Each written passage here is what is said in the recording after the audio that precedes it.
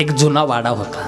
त्या वाड्यामध्ये सुनीती माता आणि ध्रुव दोघं जण राहायचे। तिनं ठरवलंय माझी जिंदगी वाया गेली तर जाऊ द्या, पण मी माझ्या बाळाची जिंदगी वाया जाऊ देणार नाही।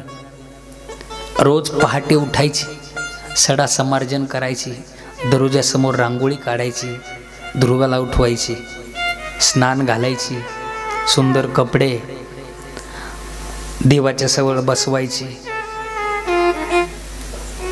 तिनं ठरवलंय मी माझ्या बाळाची जिंदगी वाया जाऊ देणार नाही, माझी गेली जाऊ द्या। आणि रोज शाळेला घेऊन जायची बाळाला, रोज शाळेला। शाळेतून मुलगा घरी आला, लागलीच दुपारी मंदिरामध्ये प्रवचनाला त्या बाळाला। असा रोजचा नित्यक्रम चालू आहे। पाहता पाहता बाळ 5 वर्षाचं झालं आणि एके दिवशी सहज बाळाला आठवण झाली, आई बोल बाळा।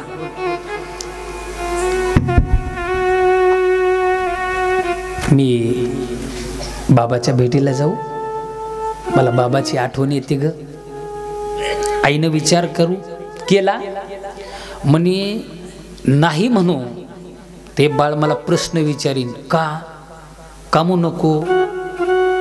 बाळ विचारतात ना, म्हणतंय ना जाऊ दे। आणि साहजिकच आहे ना, कोणता मुलगा आहे त्याला बापाची आठवण येणार नाही। जा म्हटली भेटायला। उठलं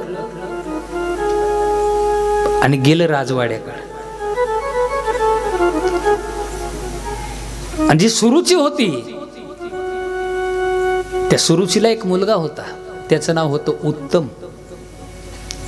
उत्तानपाद महाराज सिंहासनावर बसलेली, त्या सुरुचीचा जो मुलगा आहे तो आपल्या मांडीवर घेतलेला,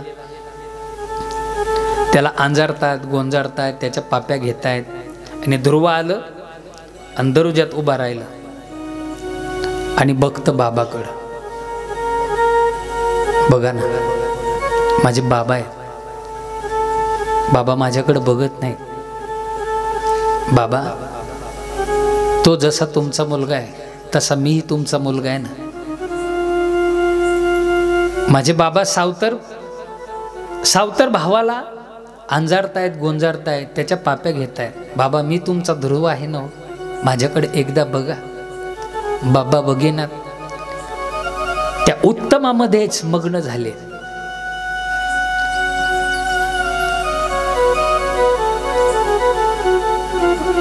बराच वेळ झाल्याच्या नंतर सहज उत्तानपाद महाराजाचं लक्ष गेलं समोर। अरे बापरे, ध्रुव, बापरे एवढा मोठा झाला ध्रुव।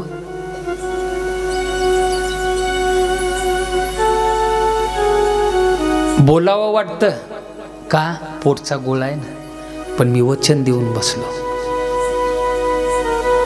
इकडं तिकडं पाहिलं, सुरुची दिसेना। बाबानं खुणवलं, ध्रुवा ये असं म्हणलं आणि ध्रुव पळतच सुटलं। कुठं? बाबाच्या मांडीवर बसण्याकरता। काय योगायोग कधी असतात बघा। असं पळत सुटला ध्रुव, मांडीवर बसणार आणि काही क्षणामध्ये सुरुचीनं पाहिलं, ए कार्ट्या कुठे चालला? आई बाबाच्या मांडीवर बसायला, मागा सरक। बाळा, तू बापाच्या मांडीवर बसवण्याचा हक्क केव्हाच गमावलास। आणि तुला जर बापाच्या मांडीवर बसायचं असेल बाळा, तुला वनात जावं लागेल, देवाची प्रार्थना करावं लागेल। आणि ज्या वेळेस तुला देव प्रसन्न होतील त्यावेळेस देवाला सांग, पुढचा जन्म माझा सुरुची मातेच्या पोटी द्या, माझ्या पोटाला ये, तेव्हा मी तुला बापाच्या मांडीवर बसू देईल। बाळ किती वर्षाचं? 5 वर्षाचं बाळ। कशासोबत काय खावं हे कळत नाही त्या बाळाला सुरुची हे बोलते। बाळाचे डोळे डबडबले, बसलं नाही बाळ, बाबाच्या मांडीवर बाळ माग फिरलं, ओठ दातात धरला आणि पळतच आलं. कुठे? सुनीती माता ज्या जुन्या वाड्यामध्ये होती त्या वाड्यामध्ये. जसं आलं ना तसं आईच्या खोशीमध्ये घुसलं आणि रडायला लागलं. आई विचारते, बाळा काय झालं रे? लहानी आई काही बोलली का? सांग ना बाळा. बाळ काही बोलेला, नुसतं रडतं.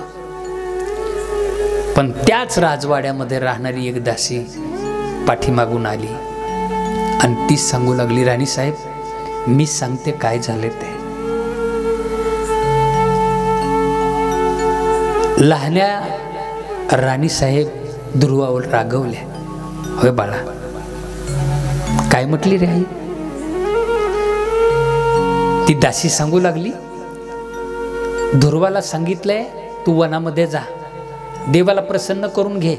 ज्यावेळेस देव प्रसन्न होतील त्यावेळेस देवाला सांग पुढचा जन्म माझा सुरुची मातेच्या पोटी दे, आणि ज्यावेळेस माझ्या पोटाला येशील त्यावेळेस मी तुला बापाच्या मांडीवर बसवेल.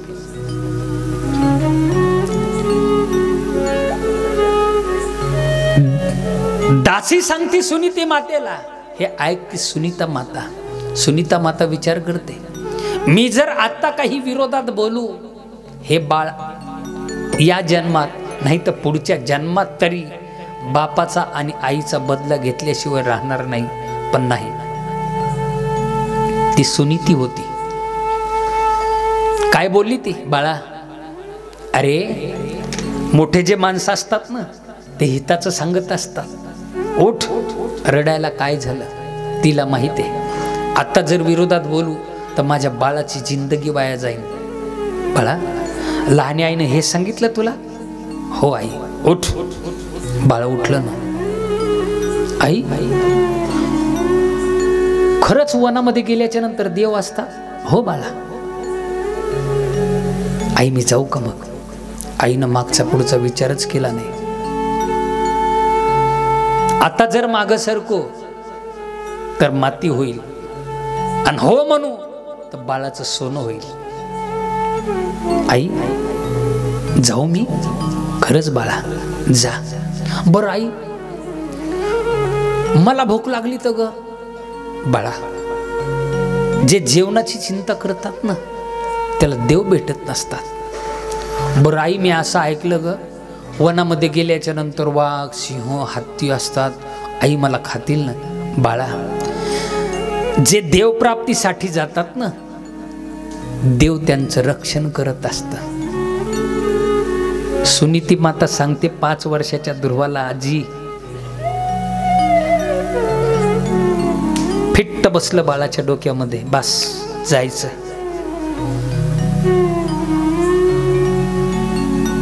आई मी उद्या सकाळी जाणार. हो बाळा. पहाटेच आई उठली, स्नान वगैरे केलंय, सडा समार्जन केलंय, रांगोळी काढली, ध्रुवाला उठवलं, स्नान घातलं, कपडे वगैरे परिधान केले आणि सांगितलं जा बाबाचे आणि लहान्या आईचे आशीर्वाद घेऊन ये. निघालो बाळ.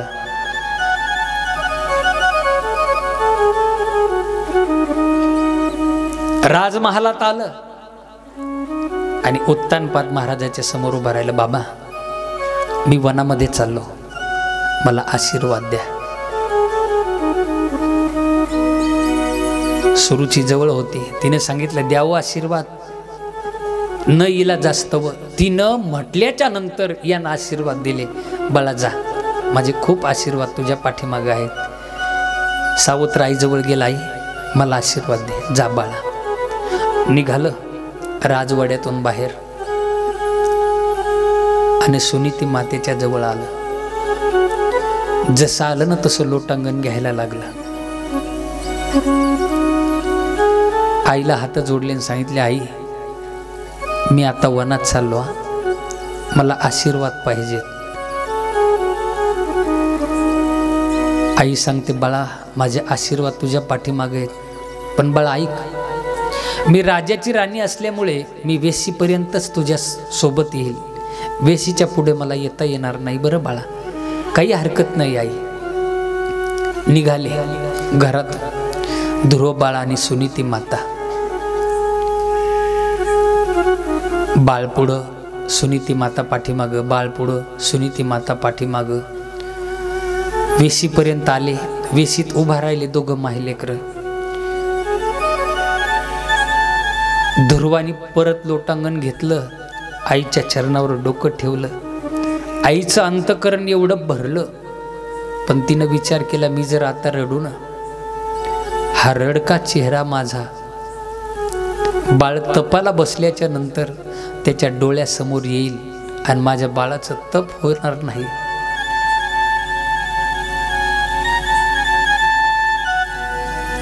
डोळे भरले. आई जातो. आई आशीर्वाद द्या मला बाळा, खूप आशीर्वाद आहेत माझे, जा. बाळ चाललंय. पाठीमागं बघतं, आईला हात करतं, पाठीमागं बघतं, हात करतं. खूप दूरवर बाळ गेलं, आईला दिसेन असं झालं. आणि सुरुची माता जुन्या राजवाड्यामध्ये आली. देव्हाऱ्याच्या समोर गेली, देवाला हात जोडला. भगवंता, अरे याच्या अगोदर माझ्यासोबत माझा ध्रुव होता रे. या वाड्यामध्ये मी आता एकटी आहे रे.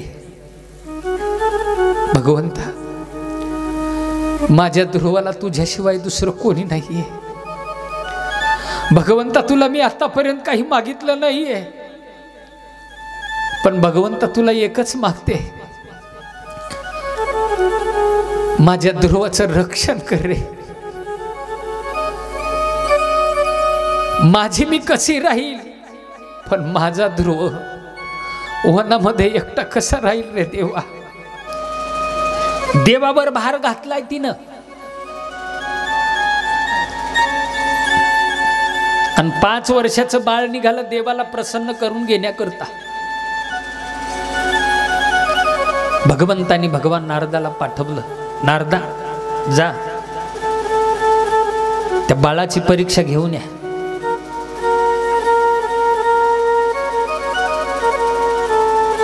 बाळ वनाच्या दिशेने जात असताना भगवान नारद वाटामध्ये भेटले.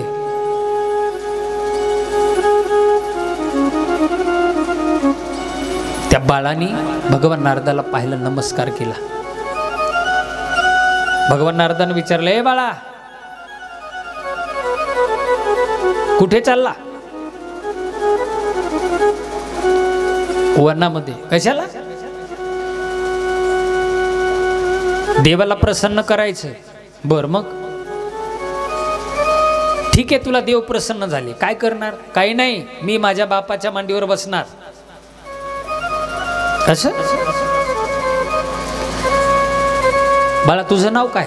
माझं नाव ध्रुव आहे. तू कोणाचा आहे रे बाळा? मी उत्तानपाद महाराजाचा आहे. अरे असं का? अरे उत्तानपाद महाराजाचा माझा चांगला संबंध आहे. चल मी सांगतो उत्तानपाद महाराजाला या बाळाला तुमच्या मांडीवर बसू द्या म्हणून.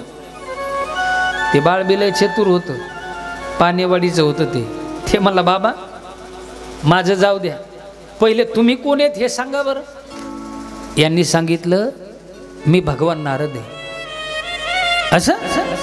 बाबा तुम्ही नारद असू शकत नाहीत. म्हणले का? मी माझ्या आई सोबत ज्या वेळेस प्रवचन ऐकायला जात होतो ना, ते महाराज सांगायचे भगवान नारद हे संत आहेत, आणि संत भेटले की संत देवाची भेट घालून देतात. मी देवाच्या भेटीला चाललो आणि तुम्ही मला घरी नेता. तुम्ही भगवान नारद असू शकत नाही. भगवान नारदानं तोंडात बोट घातलो. अरे बापरे, हे तर लवंगी मिरची. हे निश्चित देवाला प्रसन्न करून घेत. बाळा, तुला निश्चित देव भेटणार आहे. म्हणून मी सांगत असतो, आम्हाला देव पाहिजे, देव भेटणार नाही. मग